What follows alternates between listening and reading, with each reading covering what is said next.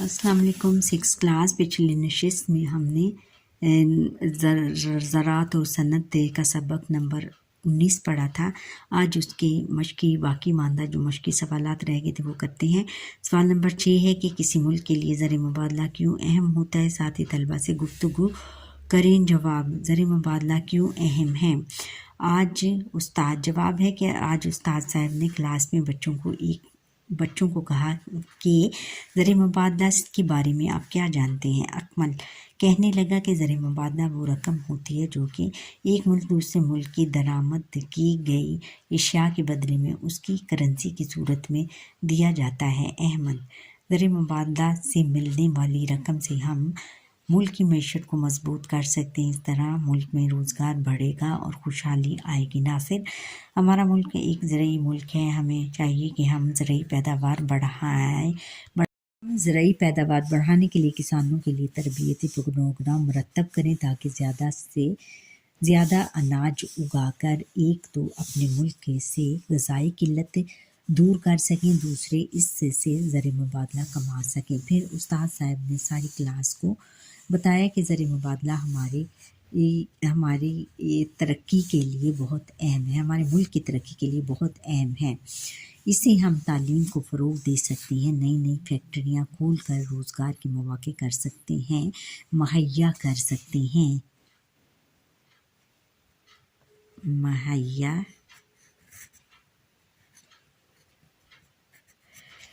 सकते हैं। मुल्क में लोगों को बुनियादी ज़रूरियात मसलन बिजली, पानी और गैस वगैरह सस्ती कर सकते हैं। इस तरह हमारा मुल्क खुशहाल हो जाएगा और इसका शुमार तरक्की याफ्ता ममालिक में होगा। सब बच्चों ने उस्ताद साहब का शुक्रिया अदा किया।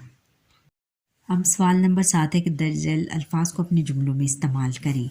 अल्फाज जुमले, आलात जराही, फैसलाबाद में आलात जराही की फैक्ट्री ये है। सनत, किसी मुल्क की तरक्की में सनत का अहम किरदार है। फैक्ट्रियाँ, सियालकोट खेलों के सामान बनाने की फैक्ट्रियाँ हैं। सियालकोट में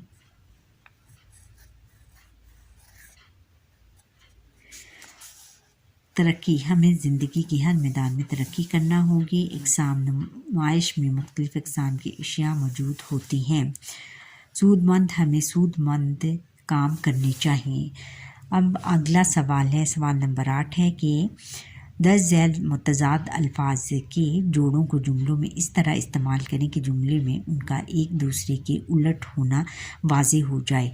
अब हम मुतज़ाद अल्फाज और जुमले ये लिखे हुए हैं। तरक्की, तनज़्ज़ुली, मेहनत से तरक्की और सुस्ती से तनज़्ज़ुली मिलती हैं। आगे है मफीद, बेकार, मेहनत करके मुल्क के लिए मुफीद शहरी बने ना कि बेकार बैठें। जदीद और कदीम का बनाना है। मोबाइल जदीद इजाद है जबकि टेलीविज़न कदीम है। और सूदमंद, गैर सूदमंद काम से तरक्की मिलती है जबकि गैर सूदमंद से नाकामी। महफूज, गैर महफूज, हम पाकिस्तान में महफूज हैं ना कि गैर महफूज। दिए गए अल्फाज पर अराब लगाकर तलफ़्फ़ुज़ वाज़ेह करें। अराब लगाने हैं हमने मुफीद, मुफीद,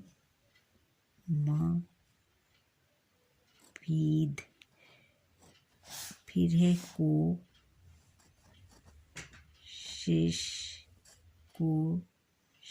इसके ऊपर शद आएगी, कोशिश।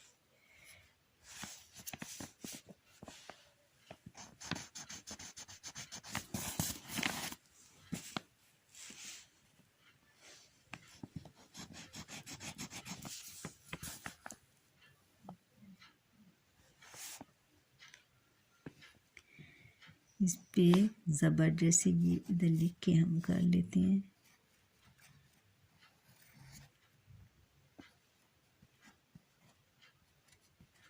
कोशिश के ऊपर ज़बर है, शिश के ऊपर शद, कोशिश, शिश, कोशिश, फिर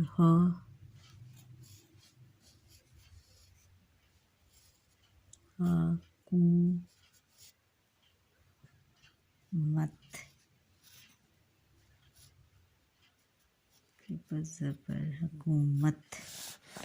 اس کے بعد ہے مختلف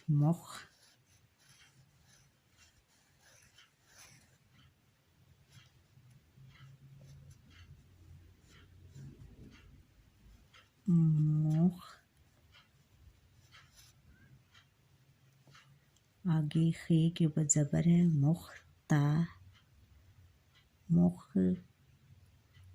یہ اس کے اوپر ایسے شد اور مختلف. آگے ہے سود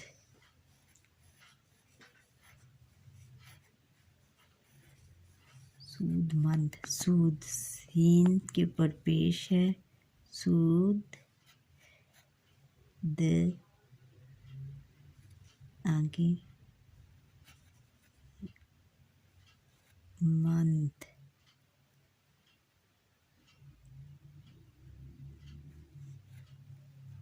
سود مند. اچھا آگے اب اگلا سوال ہے. سوال نمبر 10 ہے کہ اسکول لائبریری سے کوئی کتاب لے کر یا انٹرنیٹ کی مدد سے کسی ملک کے لیے زراعت کی اہمیت پر مضامین پڑھیے.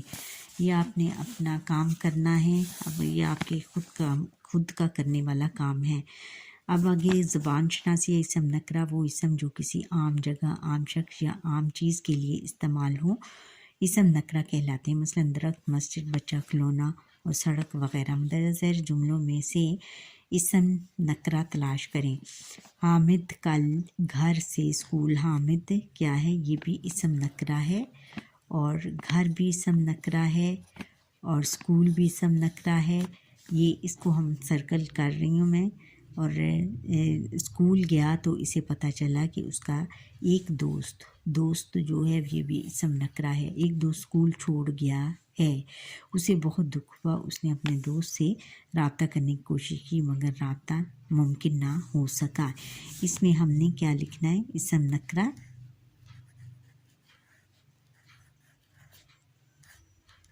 میں آئے گا حامد ہے، دوسرا ہے گھر،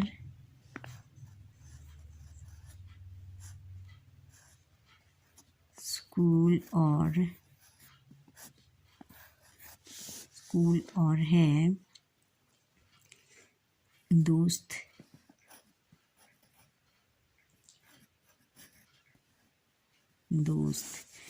یہ اسم نکرہ ہیں سارے. یہ آپ نے اپنی کاپی پہ لکھنا ہے. اس سبق میں سے کم از کم 5 اسم ذات تلاش کر کے لکھیں. یہ بھی بتائیں کہ ان اسما کا تعلق اسم ذات کی کس قسم سے ہے.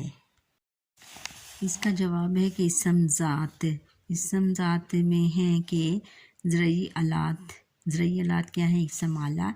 اور نمبر 2 ہے بیل اسم جنس. نمبر 3 ہے ٹریکٹر اسم آلہ. گندم اسم جمع. آلات جراحی اسم آلہ ہے.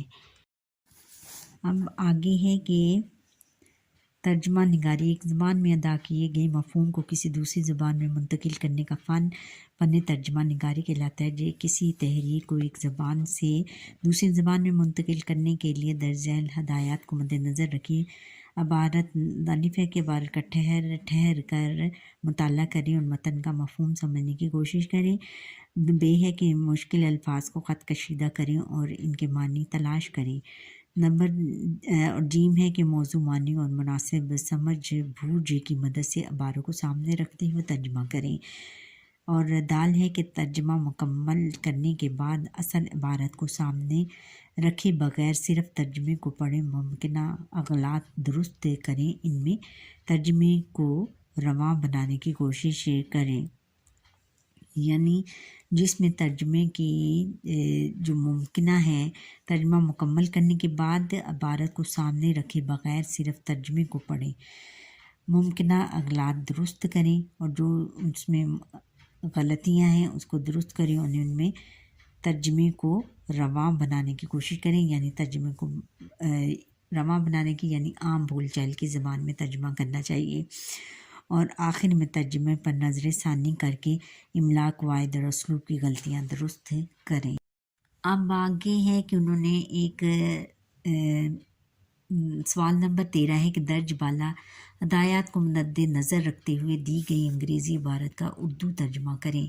Problem are not of life problem are part of life. Those who lose heart hardly succeed whereas those who keep flying for their rights first succeed one day. Therefore, if you want to succeed in life, then first try to be determined. Always remember that every problem has a solution. All you need is not contract. Think, analyze, and work hard until you succeed. اب اس کا ترجمہ کرتے ہیں کہ مسائل زندگی کا حصہ ہیں. وہ لوگ جو کہ محنت سے جی چراتے ہیں انہیں ناکامی کا سامنا کرنا پڑتا ہے. اس کے برعکس جو اپنے فرائض کو حاصل کرنے کے لیے کوشش اور جد و جہد کرتے ہیں وہ ایک دن کامیاب ہو جاتے ہیں. اگر آپ زندگی میں کامیابی حاصل کرنا چاہتے ہیں تو آپ کو مسلسل محنت کرنی ہوگی. مسلسل محنت کرنا ہوگی. اگر آپ کو کوئی کانٹریکٹ چاہیے اس کے بارے میں سوچیں سمجھیں اور سخت محنت کریں جہاں تک کہ آپ کامیاب ہو جائیں. یہ ترجمہ آپ اپنی کاپیز میں نوٹ کر لیں اور اس کو خوش خط کر کے اس کو یاد کریں اور امتحان میں تیاری کے لیے رکھیں. اچھا اب آگے ہے کہ سوال نمبر 14 ہے کہ کسی ملک کے لیے زراعت کی اہمیت پر مضمون لکھیں. یہ مضمون آپ اپنی جو سبق ہے اس کو پڑھ کر اس کے مطابق آپ مضمون لکھ سکتے ہیں اور اپنی کاپیز میں خوش خط کر کے لکھیں. سرگرمیاں 5 کے گروہوں میں تقسیم ہو کر فراہم کیے جانے والی تصویری کارڈ کو غور سے دیکھیں. اپنے گروہ سے متعلق تصویری کارڈ پر تبادلہ خیال کر کے 3 متعلقہ نکات اخذ کریں. بعد ازاں ہر گروہ کا منتخب نمائندہ متعلقہ تصویر دکھاتے ہوئے یہ نکات جماعت کے سامنے پیش کرے. اپنی کاپیوں میں پاکستان کی اہم فصلوں اور پھلوں کی تصاویر چسپاں کریں اور ساتھی طلبہ کی تصاویر سے موازنہ کریں. اچھا یہ ایکٹیویٹی میں آپ کو